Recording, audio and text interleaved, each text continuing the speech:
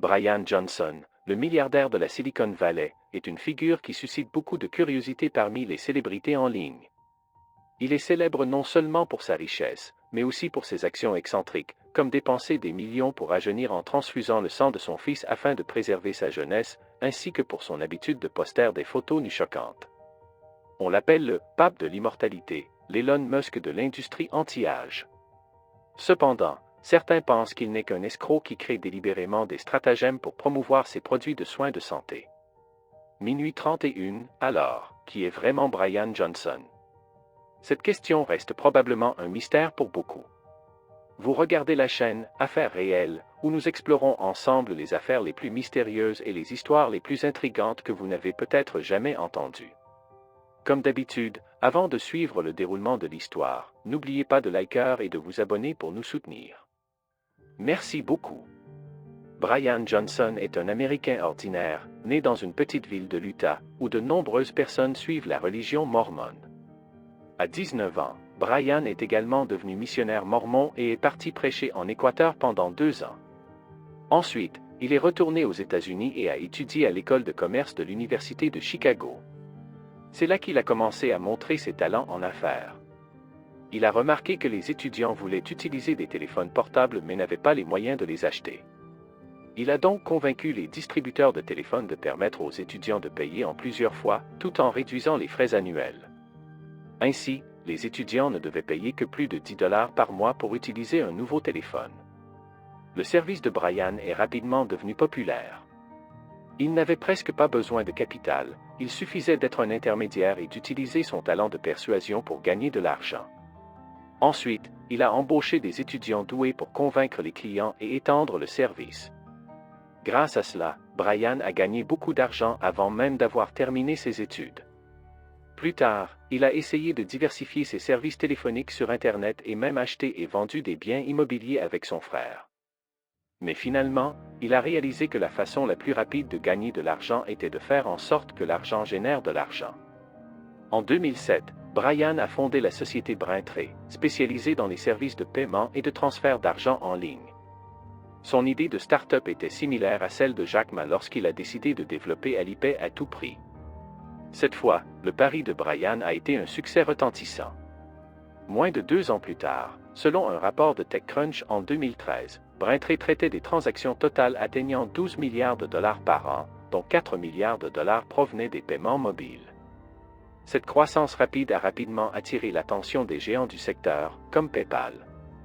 Avec la stratégie « Si vous ne pouvez pas les battre, écrasez-les avec de l'argent », PayPal a offert 800 millions de dollars pour acquérir Braintree. Face à cette offre, la réaction de Brian a été catégorique « Pourquoi ne pas vendre? Dès que l'argent arrive, je vends ».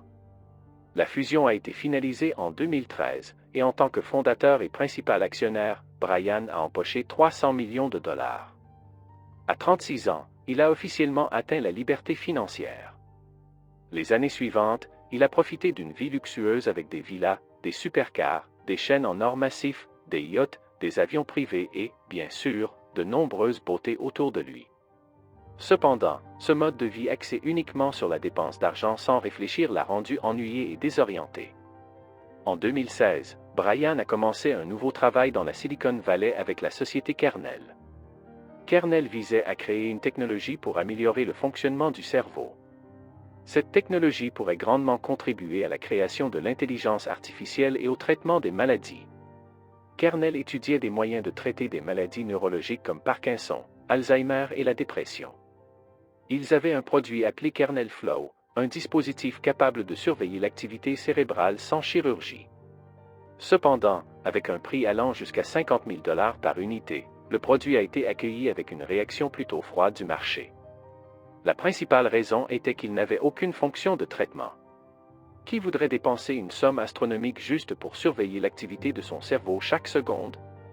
Comparé aux Vision Pro d'Apple, bien que cher et critiqué pour son utilité limitée, il avait au moins un design moderne. Kernel Flow, quant à lui, a été critiqué pour être laid, ressemblant à une coquille d'œuf cassée posée sur la tête. La deuxième version du produit était encore pire, avec un prix proche de 120 000 $ et un design si simple qu'il ressemblait de loin à un casque de vélo. Comparé au projet de puce cérébrale d'Elon Musk, où les singes peuvent jouer à des jeux par la pensée, le produit de Brian était encore loin derrière. Ne sachant pas à qui le vendre, avec des ventes faibles et peu de perspectives, Brian a considéré cet investissement comme une perte totale. Mais après cet échec, Brian a trouvé une nouvelle opportunité dans un domaine complètement différent, promettant un développement encore plus fort. En 2020, la pandémie de COVID-19 a éclaté partout, rendant les choses difficiles pour tout le monde, mais cela a également accru l'intérêt pour la santé, et les entreprises de dispositifs médicaux ont gagné beaucoup d'argent. Kernel Flow a créé un dispositif similaire à Fitbit pour surveiller l'activité cérébrale. Ce dispositif pouvait lire comment le cerveau fonctionnait et conseiller l'utilisateur sur ce qu'il devait faire, comme se reposer. Par exemple, si le dispositif détectait que le cerveau fonctionnait mal, il conseillait à l'utilisateur de changer d'activité ou de se reposer un peu. Ensuite, Brian a commencé à prendre du poids, ressemblant à un petit pain. Bien qu'il ne soit que légèrement en surpoids, cela l'a rendu fatigué pendant plus de 6 mois après avoir guéri du COVID, avec des symptômes comme des douleurs thoraciques, des difficultés respiratoires et des oublis. Pendant cette période, il se sentait très malheureux. Il a également réalisé que l'argent sans la santé ne servait à rien. À partir de là, ses recherches sont devenues beaucoup plus sérieuses. Ce qui n'était au départ qu'une blague et des expériences est devenu un véritable plan. Brian a annoncé sur Twitter qu'il commencerait un projet anti-âge. L'objectif de ce projet n'était pas seulement de vivre plus longtemps, mais aussi de rajeunir le corps. Brian a commencé par s'expérimenter lui-même et partageait régulièrement des informations sur sa santé sur son site web. Cela montrait qu'il était sincère, contrairement à ceux qui ne font que parler en ligne. Il a prouvé sa détermination en commençant une carrière à temps plein dans l'anti-âge. Il a transformé sa villa de Los Angeles en une salle de gym et un grand laboratoire. Le jour, il utilisait des ordinateurs pour surveiller sa santé de près. La nuit, il surveillait encore son rythme cardiaque et l'activité cérébrale pendant son sommeil. Les informations qu'il partageait n'étaient pas seulement des indicateurs de santé normaux, mais aussi d'autres choses. Il ne considérait vraiment pas les autres comme des étrangers. Au début, quand il parlait de vivre éternellement jeune ou de rajeunir, beaucoup ne le croyaient pas et pensaient qu'il était obsédé. Mais en regardant son emploi du temps quotidien, ils ont été impressionnés. Selon un documentaire sur Netflix, une journée de Brian se déroulait comme suit: 5 heures, réveil et utilisation d'une lumière similaire à celle du soleil pour réveiller le corps sans nuire aux yeux. Ensuite, il mesurait sa température corporelle, son rythme cardiaque, sa graisse corporelle et parfois même faisait une IRM. Il buvait un smoothie appelé Géant Vert, préparé par des nutritionnistes, accompagné de 54 compléments alimentaires. Ensuite, il portait un chapeau avec des lumières pour stimuler la pousse des cheveux et faisait 3 exercices différents en 1 heure. Il ne faisait pas seulement travailler ses muscles, mais utilisait aussi des machines pour les stimuler électriquement. Grâce à ces technologies, il s'entraînait très efficacement. Dans une interview avec Vanity Fair en 2024, Brian a fièrement déclaré aux journalistes qu'il pouvait faire 2000 abdos en 30 minutes. Cela semble difficile à croire. Si son ventre était un lit pliant, il se serait probablement cassé. Ce qui est étrange, c'est que le journaliste n'a pas semblé douter et a continué l'histoire.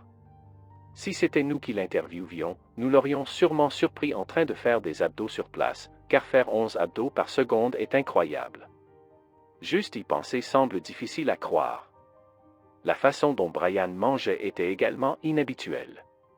Il prenait son déjeuner à 9 heures, dînait 2 heures plus tard, et à 1 heure du matin, il prenait une collation appelée 3e repas. C'était vraiment un style de vie où il ne mangeait rien après midi.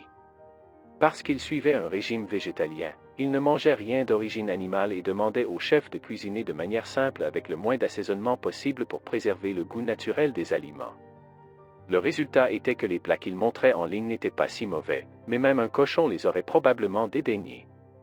La question était, ne pas manger de viande, ne pas manger après midi, avait-il faim? La réponse était oui, donc il compensait en prenant environ 40 compléments alimentaires par jour, comme s'il mangeait des pilules au lieu de riz. De plus, Brian avait une routine de sommeil très stricte. À 20h30, il devait aller se coucher parce que dormir lui faisait oublier la faim. Pendant son sommeil, il portait un masque spécial qui, selon les dires, aidait à améliorer la peau et à réduire les rides. Mais avec la position de sommeil et la lumière bleue froide du masque, cela ressemblait plus à un film d'horreur. Les gens normaux qui regardaient cet emploi du temps en concluraient probablement que c'était une souffrance inutile. Mais pour Brian, tout cela en valait la peine. Il ne se souciait pas seulement de la fatigue, mais surtout des résultats.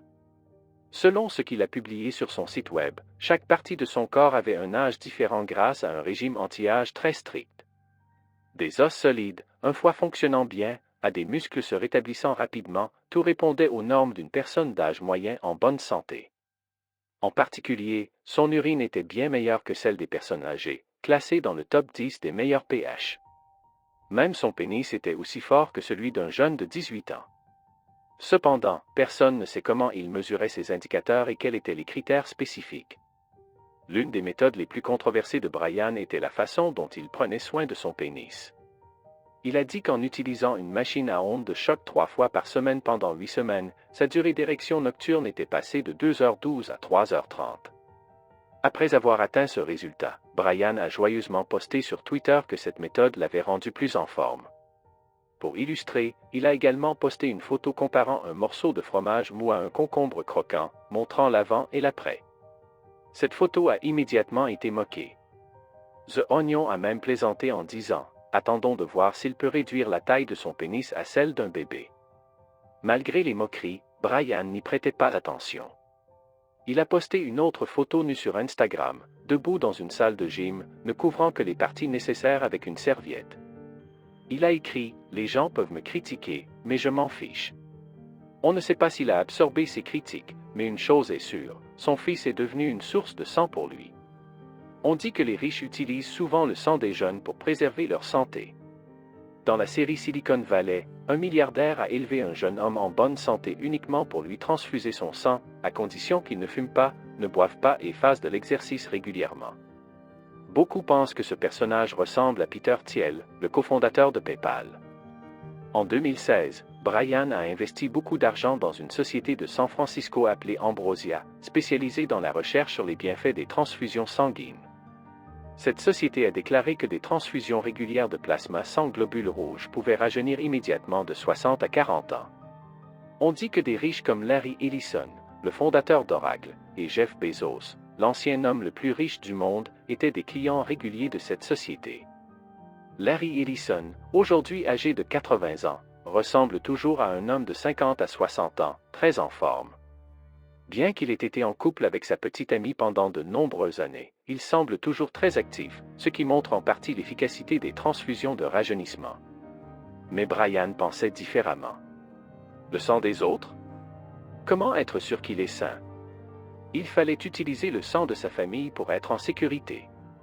Comme beaucoup de Mormons qui se marient tôt, Brian s'est marié jeune et a eu 2 fils et une fille.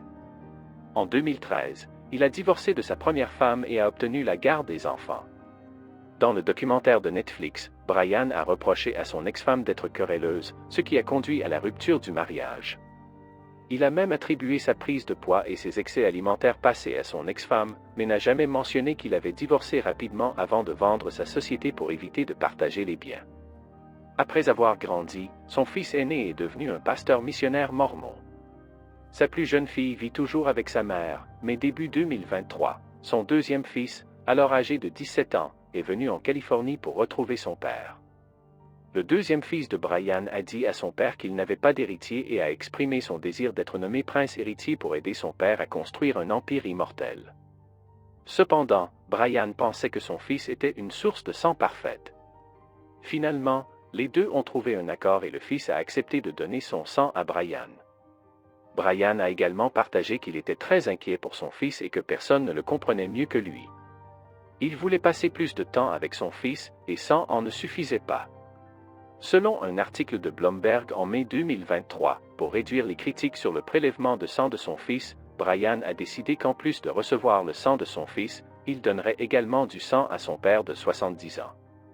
Le but était de voir les effets des transfusions sanguines à différents âges. Cependant, tout le monde sait que dans ce type de transfusion, c'est le fils de 17 ans qui est le plus désavantagé. Les médecins ne sont pas d'accord avec cette méthode, non seulement parce que personne n'a prouvé que les transfusions peuvent ralentir le vieillissement, mais aussi parce que prélever 1 litre de sang, soit environ 15% du volume sanguin total, peut être dangereux pour la santé. La FDA a même averti les gens de ne pas essayer cette méthode. Face à tant de critiques, Brian a annoncé qu'il suspendrait les transfusions après avoir publié les résultats de la première phase. Il a dit qu'il ne continuerait que lorsque la technologie serait meilleure. Cependant, certains disent que Brian continue de prélever le sang de son fils sans le dire. Pendant ce temps, la société Ambrosia a également été découverte en train de facturer 8 000 $ par transfusion aux riches, mais ne payant que 100 $ en carte cadeau aux donneurs. Si son fils donne vraiment son sang, ses fans lui transfusent en quelque sorte leur argent. Avec des technologies de pointe, un régime alimentaire strict et un entraînement rigoureux, Brian a déclaré avoir rajeuni de 5 ans et réduit son taux de vieillissement de 24%. En d'autres termes, alors que les gens normaux vieillissent 1 an chaque année, lui ne vieillit que de 277 jours. Cet objectif est proche des 25% que le Dr Oliver John Mann, son chef médical, avait fixé. John Mann, un médecin né en 1995, ressemble à une version de Mr Bast dans le monde médical, de son style vestimentaire à sa capacité à gagner et dépenser de l'argent. Dans une interview avec le magazine Fortune, il s'est présenté comme un entraîneur en médecine de rajeunissement et un expert en formation hospitalière. En tant que jeune habitué aux technologies de pointe et à la vie rapide, John Mann pense que la médecine actuelle se développe trop lentement.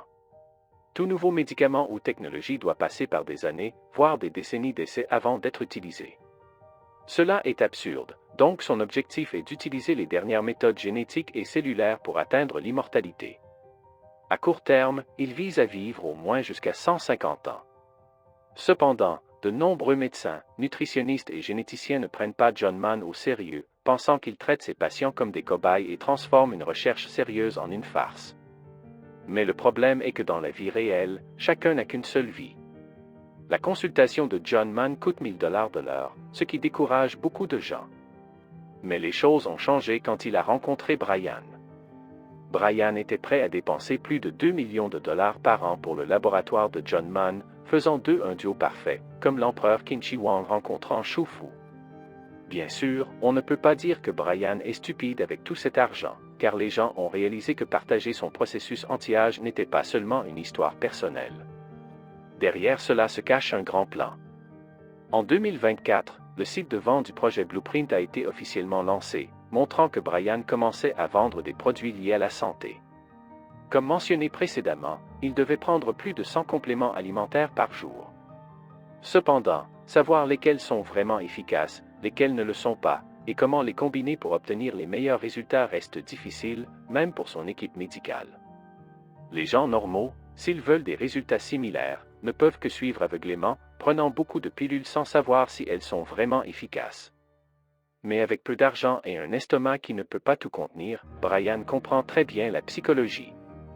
Il a sélectionné certains produits, comme un pack de compléments alimentaires à 560 $ pour un mois d'utilisation. Selon lui, c'est une façon de compléter la nutrition par la nourriture et cela doit être pris à long terme pour être efficace. L'un des produits les plus vendus sur son site est l'huile d'olive. Avec le même montant, vous pouvez acheter 3 litres d'huile d'olive pure de qualité chez Costco. Clairement, bien qu'ils disent toujours qu'il est un cobaye pour l'immortalité de tous, quand il s'agit de gagner de l'argent des autres, Brian ne fait pas dans la dentelle. Même en ignorant toutes les données de santé que Brian a partagées, juste en regardant les photos avant et après, les gens peuvent voir un changement évident. Ses cheveux ne tombent plus, son corps devient de plus en plus ferme, et même son ventre peut être utilisé pour laver des vêtements. Mais le problème, comme beaucoup de pièges marketing visant les gens ordinaires, est que Brian dit toujours que si vous mangez, vivez et vous entraînez comme lui, vous pouvez aussi rajeunir. Cependant, il ne mentionne jamais les équipements technologiques coûteux qu'il utilise ou l'aide des médecins esthétiques dans son équipe. C'est comme les célébrités de fitness sur les réseaux sociaux qui disent toujours que 10 minutes d'entraînement par jour suffisent pour avoir des abdos, une poitrine musclée ou des bras fermes.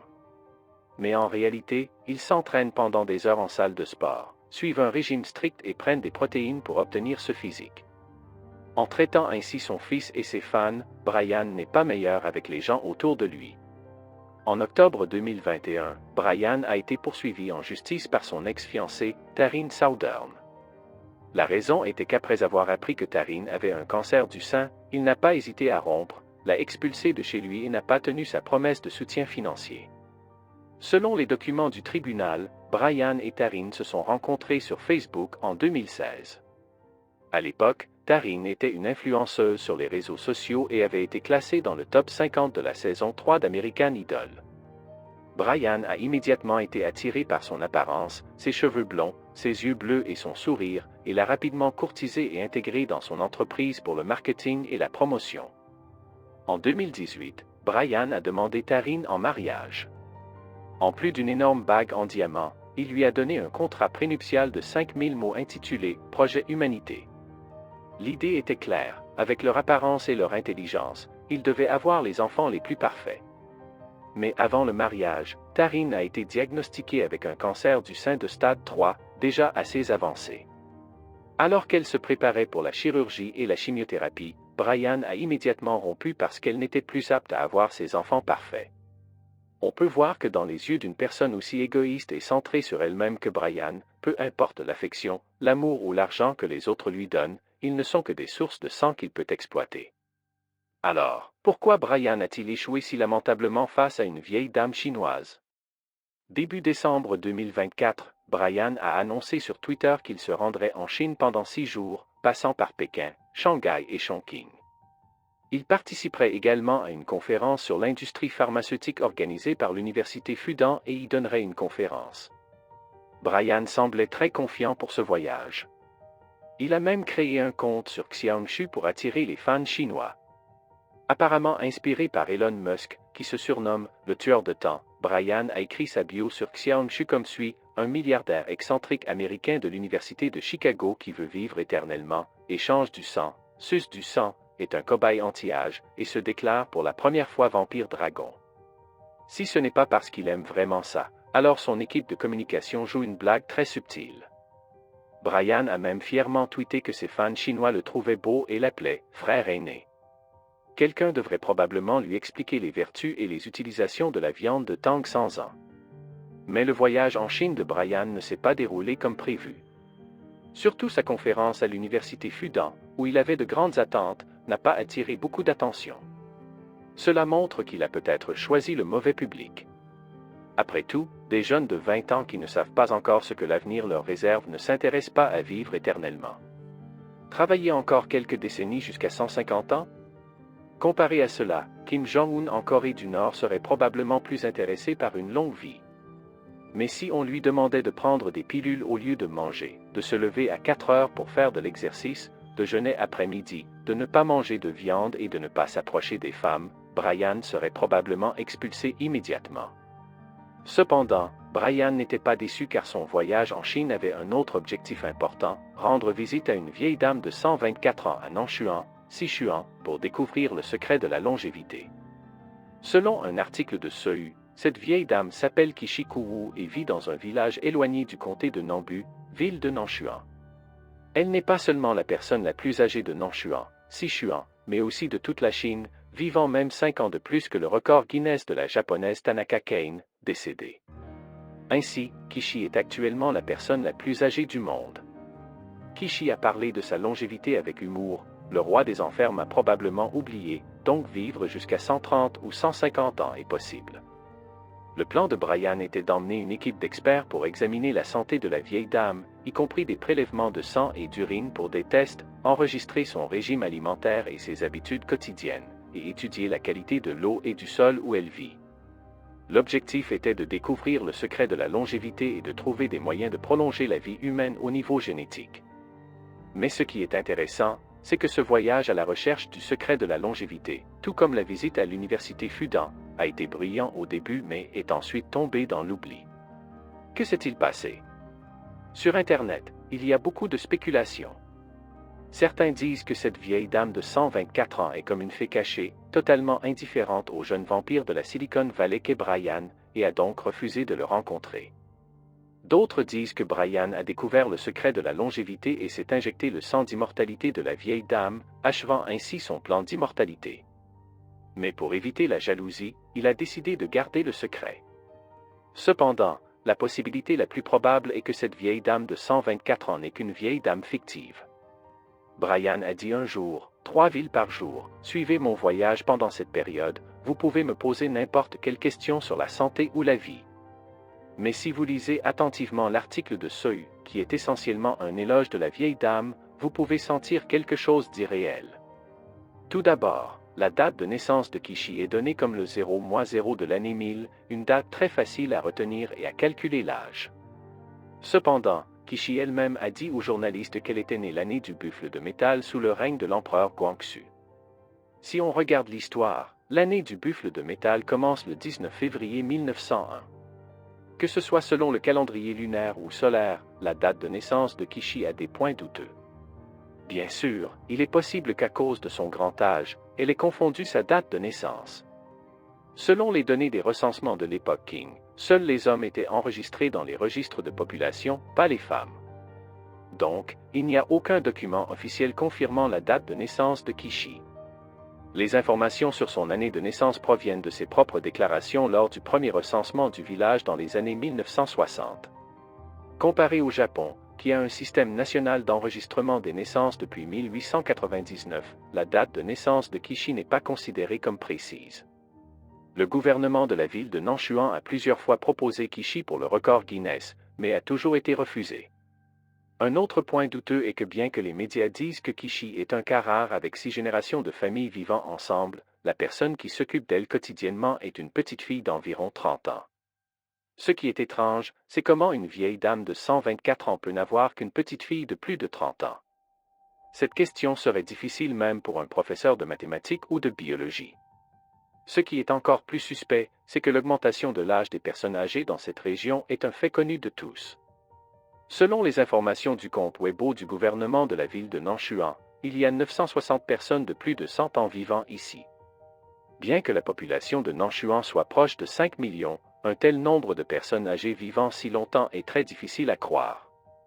Ce qui est intéressant, c'est que ces personnes âgées vivent principalement dans des zones rurales pauvres. L'explication officielle est que l'environnement rural a un air pur, une nourriture moins polluée, et que les personnes âgées sont habituées au travail manuel, ce qui est une forme d'exercice. Mais il est également possible que dans cette région, peu de gens enquêtent sur la population, les informations sur les dates de naissance ne sont pas claires, les calculs d'âge lunaire et solaire sont mélangés, et les sentiments de voisinage rendent facile la falsification de l'âge. Le district de Jialing, ou Vikishi, est même appelé la « région de la longévité du monde » depuis 2018 en raison du grand nombre de personnes âgées vivant longtemps. Cependant, ce titre a été décerné par le Comité d'experts sur le vieillissement actif des Nations Unies, qui semble impressionnant mais est en réalité une organisation privée enregistrée à Pékin. Le secrétaire général de cette organisation, Yuan Ye, n'a qu'une courte ligne de présentation sur Baidu. De plus, l'organisation responsable de la confirmation de l'âge des personnes vivant longtemps, l'Association internationale de médecine naturelle, est en réalité une organisation fondée par un Japonais nommé Morishita Kenji.